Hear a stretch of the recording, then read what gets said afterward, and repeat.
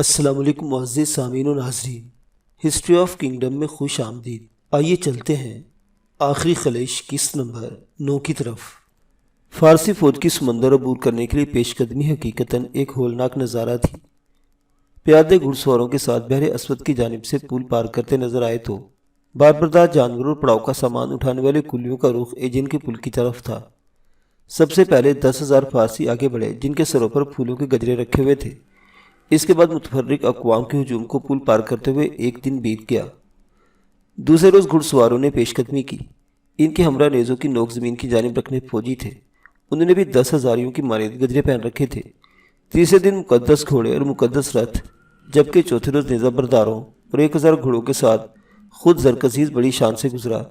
اس کے بعد باقی فوج بھی طاقت اور نظم و ضبط کا مظاہرہ کرتے اپنے لشکر سے آ ملی۔ بحری جہاز سامنے والے ساحل پر منظم ترتیب سے کھڑے کر دیے گئے تھے۔ مقامی افراد اس جمع غفیر کو دیکھ کر بہت خوفزدہ تھے۔ انہیں ایسا محسوس ہو رہا تھا کہ وہ دیوتا زیوس کے براہ راست عطاب کی زد میں آ گئے ہیں۔ ہیلس پونٹ کے ساتھ ساحلی علاقے کے رہائشیوں کی سراسیمگی کا کوئی عالم نہ تھا۔ 7 دن اور 7 راتوں سے ایک عظیم الشان فوج کا نظارہ دیکھتے رہنا اعصاب شکن مرحلہ تھا۔ میں نے دیوتا زیوس کو انسانی روپ میں دیکھا ہے۔ ہر مقامی فرد کے لبوں پر ایک ہی بات تھی۔ ہمیری گناہگار آنکھوں کو جب یہ منظر نظر آیا تو ایسا محسوس ہوا کہ شاید کوئی خواب دیکھ رہا ہوں۔ دوسرے شخص نے اپنی رائے دی۔ میں دعوے سے کہہ سکتا ہوں کہ دیوتا زیوس ایک فارسی آدمی کا روپ اور نام اختیار کر کے تمام تر نسل انسانی کو اپنے ساتھ یونان کی تباہی کے لیے جا رہا ہے۔ مجلس میں بیٹھے تیسرے شخص نے لرز کر اپنی رائے دی۔ زیوس کو ایسے بکھیڑے کی کیا ضرورت پیش آ گئی؟ دوسرے شخص نے نکتہ اٹھایا۔ اس فوج کے بغیر یونان کی تباہی زیوس کے لیے آسان نہ ہوتی کیا؟ یہ فارسی بادشاہ یونان کو کچل کر رکھ دے گا۔ شاید یونانی تہذیب ہمیشہ کے لیے نیست و نابود ہونے کا وقت آ گیا ہے۔ تیسرے شخص نے افسردگی سے آہ بھرتے ہوئے کہا، ایسا کچھ نہیں ہوگا دوستو۔ ایک ماہی گیر نے اعتماد سے بتایا، ان 7 دنوں میں دیوتا زیوس نے 2 شگون دکھا کر اپنی خفیہ رضامندی ظاہر کر دی ہے۔ کیا واقعی ایسا کیا شگون سامنے آیا ہے؟ دیگر افراد یکدم متجسس ہوئے۔ میں نے ایک گھوڑی کو خرگوش اور خچر کو مخنث بچڑا جنم دیتے دیکھا ہے۔ اس کا مطلب سمجھتے ہو کیا؟ وہ جو سے بولا، اس کا یہی مطلب ہے کہ فارسی بادشاہ نہایت شان و شوکت سے اپنا لشکر لے کر یونان کی طرف جا تو رہا ہے، لیکن واپسی پر اسے اپنے ملک کی طرف بھاگنے کے لیے خرگوش کی طرح بھاگنا پڑے گا۔ مخنث بچڑے کی طرح اس کی فوج بالکل بیکار ثابت ہوگی۔ گھوڑی کے ہاں خرگوش اور خچر کے ہاں مخنث بچڑے کی پیدائش۔ حاضرین بے یقین تھے۔ ایسا تو کبھی نہ دیکھا نہ سنا۔ ہم ماہی گیروں نے انہیں اپنی آنکھوں سے دیکھا ہے۔ وہ اعتماد سے بولا، اور اگر یہ شگون مکمل نہ ہوئے تو بے شک میری گردن اڑا دینا۔ غرض جتنے منہ اتنی باتیں تھیں۔ مقامی افراد کی کیفیت اور چمگوئیوں سے بے خبر زرکسیس اپنے غرور و تکبر میں آگے بڑھتا رہا۔ اس کے ہمراہ بری فوج اور بحری بیڑے نے البتہ مخالف راہ اختیار کرتے ہوئے ہیلسپونٹ کے دہانے تک جا کر ساحل کے ساتھ آگے بڑھنا تھا۔ تھریس کے ساحلی کنارے تک پہنچ کر زرکسیس کا فخر و تکبر اپنے اصل ماخذ سے کئی گنا بڑھ چکا تھا۔ یہاں اسی میدان کے درمیان دریا ہربس بہتا تھا۔ اس مقام پر ڈورسکس نامی شاہی قلعہ موجود تھا۔ اس قلعے میں داریوش نے سیتھیوں پر حملے کے دوران میں ایک فارسی دستہ تعینات کر رکھا تھا۔ اپنے افواج پر نظر ثانی اور ان کی گنتی کے لیے زرکسیس کو یہ مقام بہت مناسب محسوس ہوا۔ اس نے بحری بیڑے کو ڈورسکس لانے والے بحری کپتانوں کو ملحقہ ساحل پر لنگر انداز ہونے کا حکم دے دیا۔ فوج کی گنتی کا عمل شروع ہوا۔ 10,000 دستے کو ایک مخصوص جگہ پر ممکن حد تک ساتھ کھڑا کر کے ان کے گرد دائرہ کھینچ دیا گیا۔ پھر اس دائرے کی لکیر کے اوپر باڑ بنا دی گئی جو ہر آدمی کی کمر تک اونچی تھی۔ اس کے بعد باری باری پیادہ فوج کے نئے دستوں کو احاطے میں لا کر فوج کی مردم شماری کی جاتی رہی۔ اس فوج کی تعداد 17 لاکھ ثابت ہوئی۔ اس کے بعد بحری سپاہ کی گنتی کا عمل شروع ہوا۔ فی جہاز 300 اور فی کشتی 80 آدمی شمار ہوئے۔ مجموعی فوج کی تعداد 23,17,000 برآمد ہوئی۔ نوکر چاکر بنیے ان کے علاوہ تھے۔ زرکسیس کے ان جانصاروں کو مختلف اقوام میں تقسیم کر دیا گیا۔ اس نے خصوصی توجہ اور انہماک سے سبھی اقوام کو ہتھیاروں لباس سے آراستہ کروایا۔ فارسی نے اپنے سروں پر مکٹ پہن رکھا تھا۔ ان کے جسموں پر مختلف رنگوں کی بازو والی عبائیں تھیں جن پر مچھلیوں کی طرح کے لوہے کے کھپرے بنے ہوئے تھے۔ انہوں نے ٹانگوں پر پاجامے پہن رکھے تھے۔ ہاتھوں میں اپنی حفاظت کے لیے بید کی چھڑیاں اور ترکش کمر پر لٹک رہے تھے۔ دیگر ہتھیاروں میں ایک چھوٹا نیزہ، غیر معمولی جسامت کی کمان اور نرسل کے تیر بھی شامل تھے۔ ان کے دائیں رانوں کے ساتھ خنجر باندھے گئے تھے۔ اس دستے کا سربراہ زرکسیس کا سوسر اوٹینس تھا۔ میڈیائی قوم کے جنگی آلات و لباس بھی فارسی جیسے ہی تھے۔ ان کی سربراہی ایکیمینی نسل کے تغلیظ کے سپرد تھی۔ اہل سیشے نے اپنے سروں پر مکٹ یا کلا کے بجائے پگڑی کے انداز میں مخصوص کپڑے باندھ رکھے تھے۔ ہیرکانی قوم بھی فارسیوں کے انداز میں لیس تھی۔ اشوریوں نے اپنے سروں پر پیتل کے بنے خود پہن رکھے تھے۔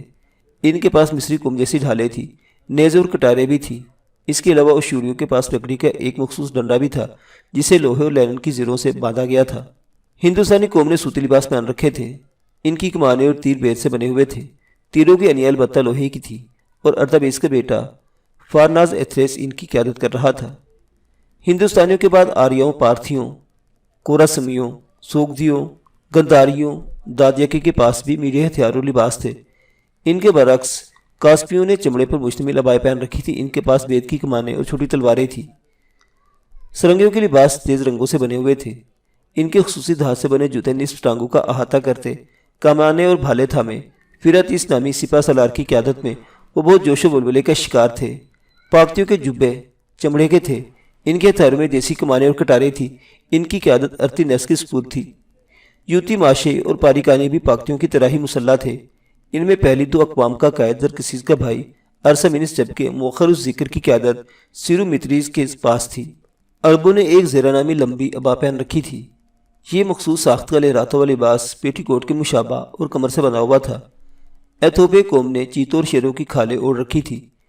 ان کے پاس کم از کم 4 کیوبٹ لمبی کمانیں تھیں جو کھجور کے پتوں کے ڈنڈل سے بنی تھی۔ ان کے نرسل سے بنے چھوٹے تیروں کی انیوں پر لوہے کے بجائے عقیق پتھر کا تیز دھار ٹکڑا لگا تھا۔ اس طرح ان کے نیزوں کی انیاں 12 سینگے کے تیز دھار سینگوں سے بنی ہوئی تھیں۔ عربوں اور مصرف کے بالائی خطے سے آئے ہوئے ایتھوپیوں کا سپہ سالار داریوشی کا بیٹا ارسمیس تھا۔ مشرقی ایتھوپیا ہندوستانیوں کے ساتھ سبند تھے۔ ان کے بال قدرے لمبے اور ہتھیار ہندوستانیوں سے مشابہ تھے۔ انہوں نے سر پر گھوڑوں کی کھوپڑیاں، کانوں میں یال سمیت پہن رکھی تھی۔ یہ لوگ ڈھالوں کی جگہ پر ساس کی کھالیں استعمال کرتے تھے۔ ان کے برعکس سختین گھنگرالے بالوں والی لیبیائی قوم نے چمڑے کا لباس پہنا ہوا تھا۔ ان کے پاس مخصوص انداز میں آگ میں تپائی گئی برچیاں تھیں۔ ان کا سالار میساجز تھا۔ تھریسی قوم کا نظارہ سبھی سے مختلف تھا۔ انہوں نے اپنے سروں پر لومڑیوں کی کھالیں اور بدن پر عبائیں سجا رکھی تھی۔ ان عباؤں کے اوپر مختلف رنگوں کے طویل جبے تھے۔ ٹانگیں اور بازو ہرن کی کھال سے بنائے گئے تھے، لمبے جوتوں میں مقید تھے۔ ان کے پاس برچھیاں، کمانیں اور چاقو تھے۔ ان ایشیائی تھریسیوں کا سالار باسس ابن ارتباس تھا۔ تھریسیوں کے بعد کالیبیائی صف بند تھے۔ بیل کے پہلو سے بنی ہوئی ڈھالیں اور لومڑ کے شکار میں استعمال ہونے 2 اقسام کی برچیاں ان کا خصوصی ہتھیار تھیں۔ ان کے سروں پر پیتل کے خود تھے جن کے اوپر بیل کے سینگوں اور کانوں جیسے پیتلی کے سینگ اور کان تھے۔ موشیاؤں، کولکیوں اور مارسیوں کا انداز و آلات حرب بھی ان کے پیشوں صفوں جیسا ہی تھا۔ ان کی قیادت فراتس کے ذمہ لگائی گئی تھی۔ سب سے آخر میں ایتھرین سمندر سے آئے ہوئے جزائر کے باسی ترتیب زن تھے۔ ان کا لباس و اسلحہ میڈیا قوم جیسا تھا۔ ان جزائر کے رہائشی و افراد تھے جہاں بادشاہ کے حکم سے جلا وطن لوگوں کو بھیجا جاتا تھا۔ ان کا رہنما ماردونس ابن باگیاس تھا۔ ان ساری اقوام کے سالاروں اور تمام تر بری فوج کے اوپر بھی 6 سپہ سالار مقرر تھے۔ مارتونس ابن گوبریاس، ترینتہ شمشیر ابن ارتباس جسے اب سوسا بھجوایا جا چکا تھا، سمیر دومینس ابن اوٹونیس، یہ دونوں داریوش کے بھتیجے اور زرکسیس کے چچا زاد تھے۔ ماستزی ابن داریوش، گرجس ابن آریس اور میگا باز ابن زوپرس۔ لفانی دستے کے علاوہ زرکسیس کی مکمل فوج ان سپہ سالاروں کے ماتحت تھی۔ 10,000 لشکر لفانی کی قیادت ہدراس ابن ہدراس کر رہا تھا۔ زرکسیس کی سپاہ کے ان تمام دستوں میں اہل فارس کی شان و شوکت اور بہادری کا کوئی مقابل نہ تھا۔ ہر قسم کے ہتھیاروں کے علاوہ وہ سرتپا سونے سے چمکتے دکھائی دیتے تھے۔ فارسیوں میں سجاوٹ کے لیے خاص سونے کا استعمال ایک عمومی رویہ تھا۔ ان کے حکم میں ڈولیاں اٹھائی جاتی تھیں جن میں ان کی داشتیں اور دیدہ زیب لباس میں ملبوس خادموں کی قطاریں ہوا کرتی تھیں۔ ان کے زیر استعمال اشیاء کے لیے اونٹ اور دیگر لدو جانوروں کا کوئی شمار نہ تھا۔ عربوں کی صورتحال ان سب سے مختلف تھی۔ انہیں اونٹ برداری کے باعث سب سے آخر میں رکھا گیا تھا تاکہ گھوڑے بدک کر کوئی نقصان برپا نہ کر دیں۔ وہ اونٹوں کو دیکھنا برداشت نہیں کر سکتے۔ فارسی قوم کے رواج کے مطابق کسی بھی ملک کے خلاف جنگ میں بری اور بحری فوج یکساں انداز میں مخالفت دھاوا بولتی تھی، اس لیے ستبقہ جہازوں کی ترتیب کا خصوصی طور پر بندوبست کیا گیا تھا۔ لشکر میں شامل تمام تر اقوام کی جانب سے مجموعی طور پر 1207 بحری جہاز مہیا کیے گئے۔ ان ستبقہ جہازوں کے علاوہ 30 اور 50 چپوں سے چلنے والی کشتیاں بھی موجود تھیں۔ گھوڑے لے جانے کے لیے 3000 کشتیوں کا مجمع سب سے سوا تھا۔ بحری بیڑے کے 5 سالاروں میں زرکسیس کا ستیلا بھائی آریہ بنگس اور سگا بھائی اکمینس بھی شامل تھے۔ ان تجربہ کار سپہ سالاروں کے علاوہ ایک یونانی خاتون آرٹیمیسا بھی فارسیوں کے ساتھ الحاق میں شامل ہو گئی۔ وہ ریاست ہیلی کارنس کی ملکہ تھی۔ اس نے شوہر کی وفات کے بعد اقتدار سنبھالا تھا۔ وہ لڑائی بھڑائی بہادر و فراست میں اپنی مثال آپ تھی۔ اس کی اولاد میں ایک ہی نوجوان بیٹا تھا۔ 5 بحری جہازوں کی مالک آرٹیمیسیا اپنے ریاستی تعصب اور فارسی لشکر کی ممکنہ جیت کے باعث دل و جان سے اپنی وفاداری تبدیل کر چکی تھی۔ اس کی آمد اور قابلیت نے زرکسیس کا اعتماد کئی گنا بڑھا دیا تھا۔ وہ دشمن کے ہتھیاروں سے انہیں نقصان پہنچانے کے لیے بہت پرجوش تھا۔ معزز سامعین حضرات، زرکسیس کی یہ داستان ابھی جاری ہے۔